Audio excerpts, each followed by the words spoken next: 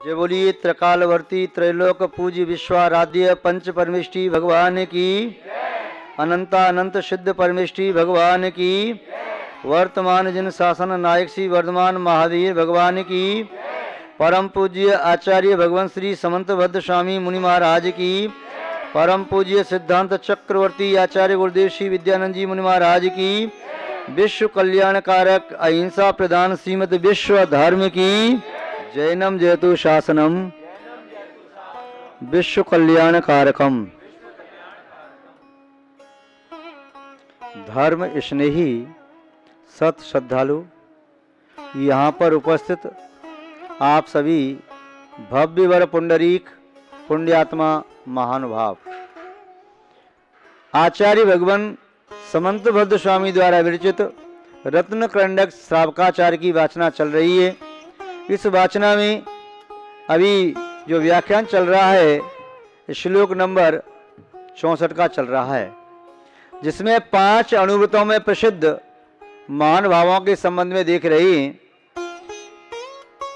अभी देखा था अहिंसा अनुभूत में प्रसिद्ध यमपाल चांडाल का कथानक, उसके बाद देखा सत्यानुभूत में प्रसिद्ध श्रेष्ठी धनदेव का कथानक। आज अब देखते हैं आचार्य अनुभूत में प्रसिद्ध वो कुमार बालशयन के संबंध में। पहले आचार्य व्रत के संबंध में जान लें। जैसा कि आचार्य महोदय ने स्वरूप बताया, निहितम वा पतितम वा सुविश्रुतम वा परशुम श्रेष्ठम हरति ये नच दत्ते तत्क शौर्यादुपारमणम। किसी की रखी हुई, भूली हुई, पड़ी हुई वस्तु को नहीं उठाना, या जिस वस्तु का कोई मालिक नहीं है उस वस्तु को भी नहीं उठाना। अस्वामिक स्वामिकस्य वित्तस्य दायगो मेदिनीपति। जिस वस्तु का कोई स्वामी नहीं है उस वस्तु का मालिक राजा होता है, शासन होता है। मेदिनीपति माने पृथ्वीपति, राजा। आपको रास्ते में कोई वस्तु मिल जाए उसे उठाओ मत, जिसकी है उसी की पड़ी रहने दो, ले लेगा। चाहे पैसे मिले, वस्तु मिले। कई बार व्यक्ति क्या करते हैं, उसको उठा करके मंदिर की गुल्लक में डाल दिया। मंदिर में चोरी का धन क्यों डालते हो भाई? उठा करके भिखारी को दे दिया। चोरी का धन भिखारी को क्यों देते हो? या किसी और को दे दिया, या कहीं गए आगे मिठाई खाई, सब मित्रों ने बांट करके खा लिया उसको। तो चोरी का धन ऐसे नहीं लेना चाहिए। आचार्य व्रत यह धर्म का एक अंग है।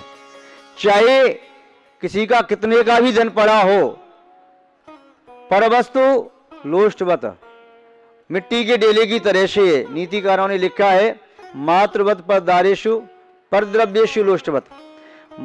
मातृवत परदारा पर स्त्री माता के समान है, और पराया धन मिट्टी के डेले की तरह से है, उसे छुओ मत।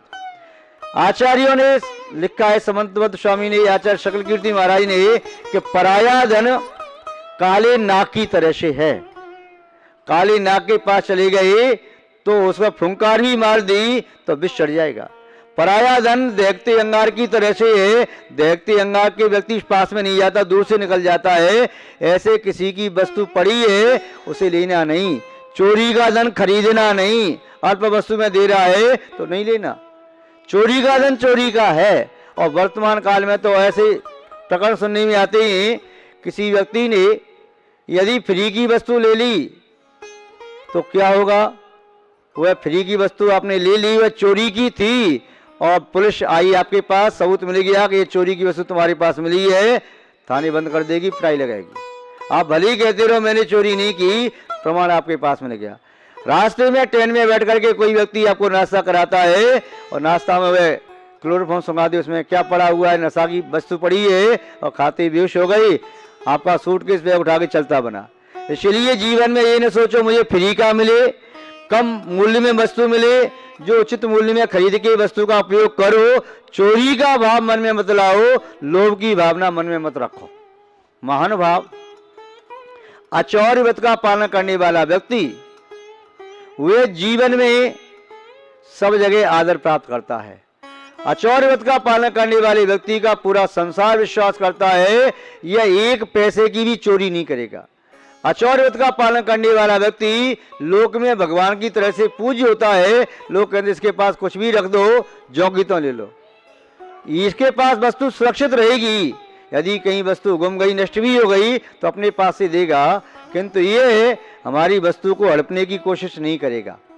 महान भाव, आचार्य व्रत का पालन करने वाले अनेक पुरुष हुए।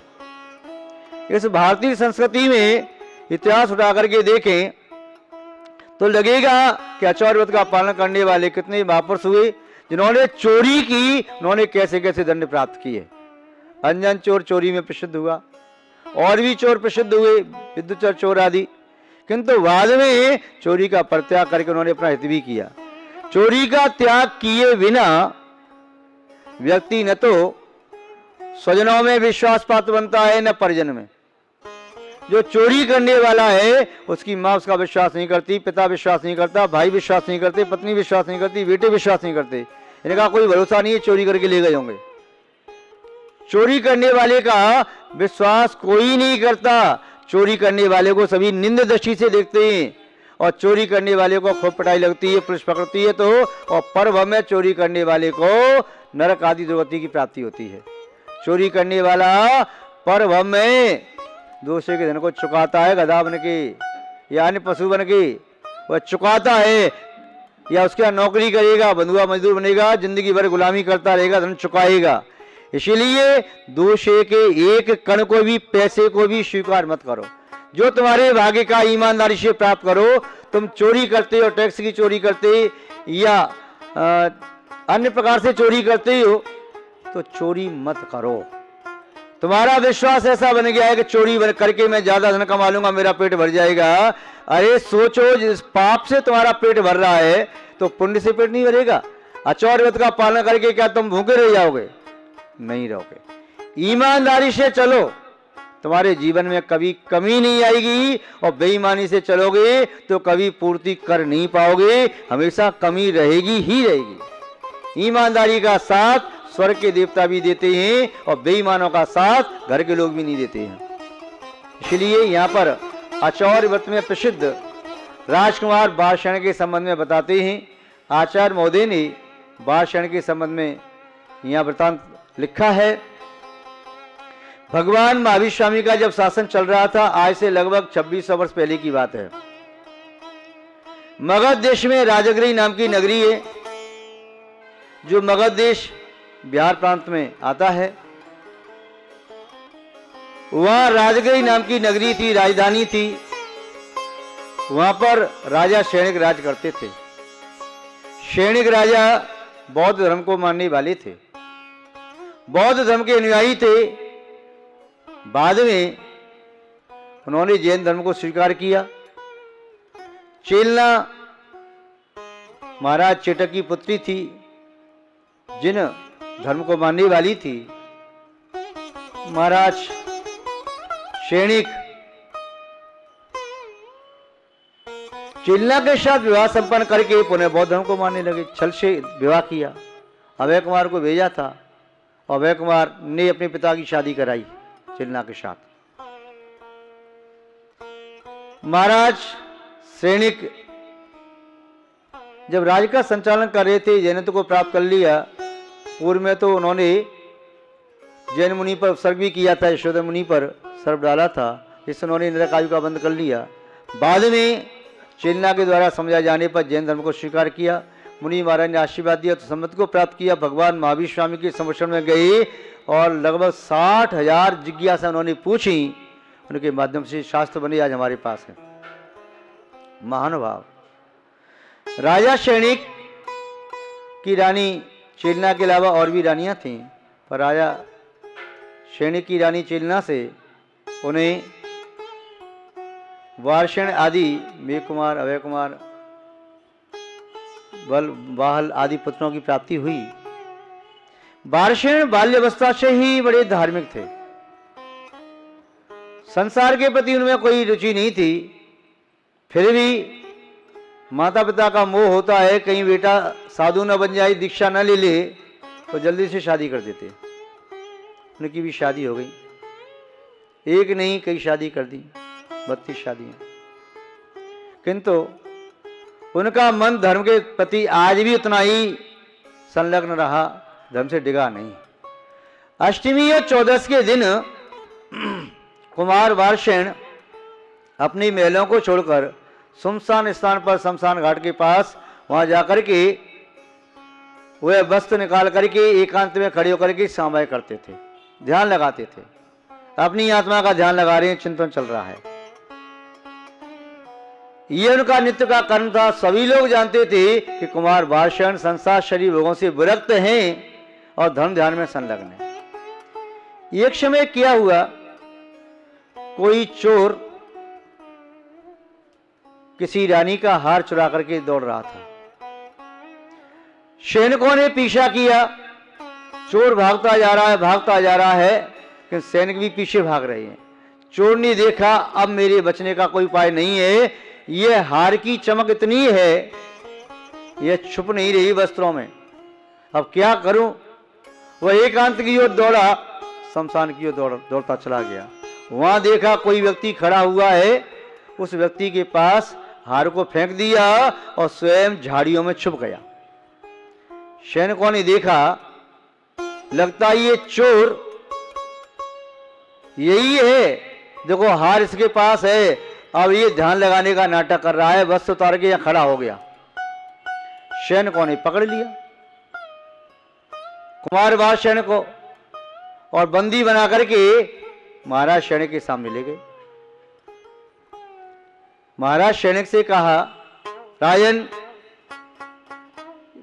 नगर में बहुत दिनों से चोरियां हो रही थी, चोर पकड़ में नहीं आ रहा था। कोतवाल ने कहा, आज चोर पकड़ में आया है, किंतु आपसे कहते हुए हमें डर लग रहा है, कहीं आप उल्टा हमें दंड न दो। क्यों, क्या हुआ? महाराज, आप तो न्याय प्रिय हैं, प्रिया पालक हैं, दयालु हैं, हम क्या करें, आपकी आज्ञा हो तो चोर को छोड़ दें, हो सकता है उससे भूल हो रही हो। राजा ने कहा, जो चोर है उसे छोड़ा नहीं जा सकता। महाराज, आप उस चोर को दंड दे नहीं पाएंगे, वह चोर है ऐसा, मैं दंड नहीं दे पाऊंगा। क्यों, मुझसे बड़ा शत्रु है कोई? महाराज, शत्रु होता तो आप उसे प्राणदंड दे देते, किंतु क्या? महाराज, आप उसको दंड नहीं दे पाएंगे, न्याय नहीं कर पाएंगे प्रजा के साथ, वह चोर रंगे हाथों पकड़ा गया है, फिर भी आप दंड नहीं दे पाएंगे। इस प्रकार राजा सैनिक से कोतवाल ने कहा। राजा सैनिक ने कहा, बताओ तो सही कौन है वह चोर। उसे सामने लाया गया। महाराज, आपका पुत्र ये वारसेन जो नाटक करता है, धर्म ध्यान करने का नाटक कर रहा है, चोर है, रंगे हाथ पकड़ा गया, ये हार इसके पास पाया गया। राजा सैनिक ने कहा, मैं सत्य को बड़ा मानता हूं, चोर कोई भी हो, यदि इसने चोरी की है तो उसे भी दंड दिया जाएगा। वारसेन से पूछा, क्या वास्तव में आपने चोरी की है? वारसेन ने कुछ नहीं कहा, मेरे कर्म का उदय है, यदि इस समय मैं कहता हूं मैंने चोरी नहीं की और पिताजी मुझे क्षमा कर देते हैं तो प्रजा में संदेश यही जाएगा कि अपना बेटा था इसलिए छोड़ दिया, हमने तो रंगे रंगे हाथों पकड़ा था, इसके पास हार भी मिला है। पिताजी से कहूं तो भी गलत होगा, नहीं कहूं तो भी गलत होगा, नहीं कहना ही ठीक है, नहीं कहने से भी बात यही है, कहूंगा तब भी मेरी बात नहीं मानी जाएगी, ये सब लोग कहेंगे रंगे हाथ पकड़ा गया है। इसलिए जो मेरे भाग्य में है, पूर्व में मैंने जैसा किया है उसका फल तो मुझे भोगना ही पड़ेगा। अपने मन में संकल्प ले लिया कि मैंने पूर्व में कोई कर्म किया था, उसका फल मैं भोगने के लिए तैयार हूं, किंतु मैंने इस संसार की लीला देख ली। इस संसार में न कोई किसी का बाप है, न कोई किसी की माँ है, न किसी का भाई है, न कोई किसी का बंधु है। सब लोग जानते हैं मेरे बारे में, मैं चोरी करना तो बहुत दूर की बात, कोई चोरी करे तो उसकी मैं प्रशंसा भी नहीं करता, उसे सिखाता हूं चोरी मत कर, पांचों पापों से विरक्ति का उपदेश देता हूं, पांच अणुव्रत का मैं पालन करने वाला। आज मेरे ऊपर उपसर्ग आ गया, अब संसार में रह के क्या करूं? मैं तो शादी नहीं करा रहा था, जबरदस्ती मेरी शादियां कर दी, अब तो मैं संकल्प लेता हूं इस उपसर्ग से यदि बच गया, पिताजी ने मृत्युदंड की घोषणा कर दी है, मृत्युदंड मुझे मिल रहा है, यदि मृत्यु मेरी नहीं हुई तो जीवन में मैं कर पात्र में आहार ग्रहण करूंगा, मुनि दीक्षा ले लूंगा, मैं लौट के महलों में नहीं जाऊंगा। पिताजी मुझे अपना राज्य देकर के दीक्षा भी लेना चाहें तो मैं राज्य को भी स्वीकार नहीं करूंगा, अपनी 32 रानियों को स्वीकार नहीं करूंगा। माँ का मोह, माँ की ममता, भाइयों का स्नेह, मित्रों का लाड़ प्यार और उनका वात्सल्य मुझे रोक नहीं सकता, क्योंकि आज मेरे कर्म के उदय में कोई मेरा साथ देने वाला नहीं। पूर्व में कर्म तो मैंने बांधा था। वारसेन को महाराज सेन की आज्ञा के अनुसार फांसी की सजा लेने के लिए वहां पर ले जाया गया। जैसे ही फांसी के फंदे पर खड़ा किया, फांसी का फंदा डाला, चांडालों ने देखते क्या है, फांसी अपने आप टूट गई और वहां पर रत्नों से जड़ित सोने का सिंहासन बन गया और कुमार वारसेन उस स्वर्ण सिंहासन विराजमान हो गए। आकाशी देवता ने पुष्पों की वर्षा कर दी। धर्मात्मा पर ऐसा कष्ट, देवों का आसन भी कंपायमान हो जाता है। उन्होंने पुष्प वृष्टि की और उनकी पूजा करके रत्न आदि भेंट चढ़ा करके वे उनकी जय जयकार करने लगे। महाराज सैनिक अपने ही पुत्र से क्षमा मांगने लगे, पुत्र मुझे क्षमा कर दे, मैंने सत्य का निर्णय लिए बिना ही, मैं जानता था तू ऐसा नहीं कर सकता, किंतु कोतवाल आदि के कहने पर सजा देना मेरे लिए मजबूरी थी, इसलिए मुझे क्षमा कर देना। उसने कहा पिताजी दोष आपका नहीं है, मेरे ही पूर्व कर्म का उदय था, आपने कुछ नहीं किया, वह कर्म उदय में आकर के फल दे के चला गया। बेटे अब महलों में चलो, पिताजी क्षमा करो, मैं नियम ले चुका हूँ, अब मैं महलों में लौट के नहीं जाऊंगा। और वारसेन कुमार सीधे भगवान महावीर स्वामी के समक्ष में पहुंचे और यथाजा दिगंबर दीक्षा लेकर के अपनी आत्मा का कल्याण कर लिया। महानुभाव आचार्य व्रत का पालन करने वाले कुमार वारसेन इस प्रकार प्रसिद्धि को प्राप्त हुए। ऐसे और भी अनेक महापुरुष हुए जिन्होंने केवल आचार्य व्रत का पालन करके उत्तम गति को प्राप्त किया। आप सब भी आचार्य व्रत का पालन करें, आप कल्याण के मार्ग पर अग्रसर हों। आज बस इतना ही, शेष चर्चा बाद में करेंगे। जय बोलिए श्री शांतनाथ भगवान की, परम पूज्य आचार्य गुरुदेव श्री विद्यानंद जी महाराज की, अहिंसामय विश्व धर्म की।